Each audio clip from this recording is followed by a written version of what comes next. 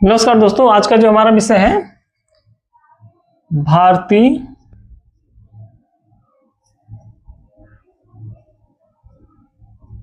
भारतीय राज्य व्यवस्था है, जिसमें आज के बहुत महत्वपूर्ण प्रश्न हैं। तो देखते हैं प्रश्न को।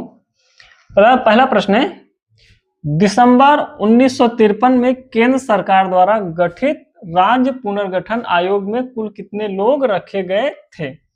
तो दिसंबर 1953 में केंद्र सरकार द्वारा गठित राज्य पुनर्गठन आयोग में कुल 3 सदस्य थे, जिसमें से एक अध्यक्ष थे तथा 2 सदस्य थे। अध्यक्ष थे जस्टिस फजल अली और जो उनके सदस्य थे के.एम. पडिक्कर और एक थे H.N. कुंजरू थे।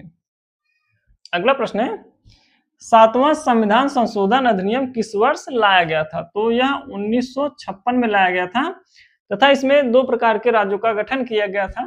एक थे सामान्य राज्य, दूसरे थे केंद्र शासित प्रदेश। अगला प्रश्न है, महाराजा बोधव चंद्र किस रियासत के शासक थे, जिसने भारत सरकार के साथ भारतीय संघ में अपनी रियासत के विलय के लिए एक सहमति पत्र पर हस्ताक्षर किए थे? तो यह थे मणिपुर रियासत के थे तथा 1 अक्टूबर 1949 को मणिपुर राज्य भारत का अंग बन गया था। अगला प्रश्न है, वर्ष 1946 के अंतरिम सरकार में श्रम मंत्री किसे बनाया गया था? तो किसे बनाया गया था? जगजीवन राम जी को बनाया गया था। अगला प्रश्न है, भारतीय संसद के कुल कितने अंग हैं? अनुच्छेद 79 के तहत संसद में के 3 अंग होते हैं। पहला होता है लोकसभा, दूसरा होता है राज्यसभा तथा तीसरे होते हैं राष्ट्रपति।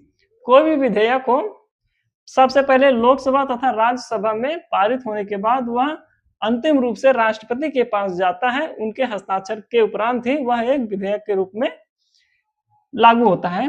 लोकसभा को निम्न सदन तथा राज्यसभा को उच्च सदन के नाम से जाना जाता है। अगला प्रश्न है, वर्तमान में भारत के कितने राज्यों में विधान परिषद उपस्थित है? तो वर्तमान समय में भारत में 6 राज्यों में विधान परिषद उपस्थित है, जिसमें उत्तर प्रदेश, बिहार, महाराष्ट्र, कर्नाटक, आंध्र प्रदेश एवं तेलंगाना राज्य है।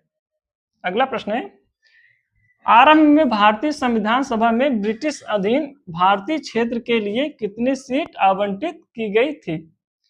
तो 296 सीट आवंटित की गई थी तथा 93 सीट देशी रियासतों के लिए निर्धारित किया गया था।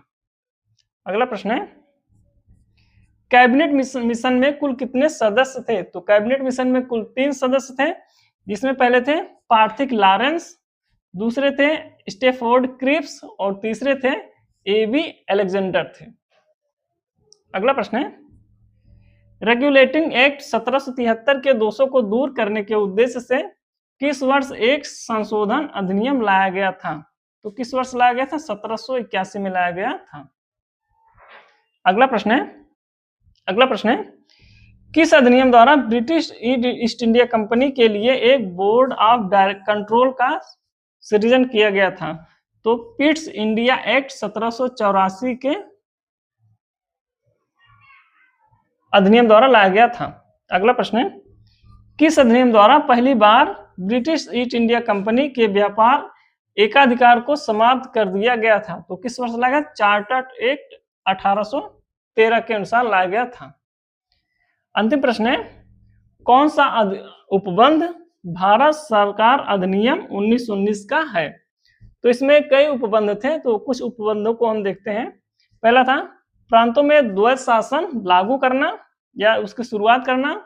दूसरा है भारत के शासन के विषयों को केंद्रीय विषय एवं प्रांतीय विषय नामक शीर्षक में बांटना था। अगला था महिलाओं को प्रथम बार मतदान का अधिकार प्रदान किया गया। चौथा है राज्य परिषद का गठन किया गया और अंतिम है केंद्रीय बजट से प्रांतीय बजट को अलग करना था। दोस्तों, यह चैनल पसंद आ रहा है तो कृपया लाइक, सब्सक्राइब और कमेंट करना न भूलिए।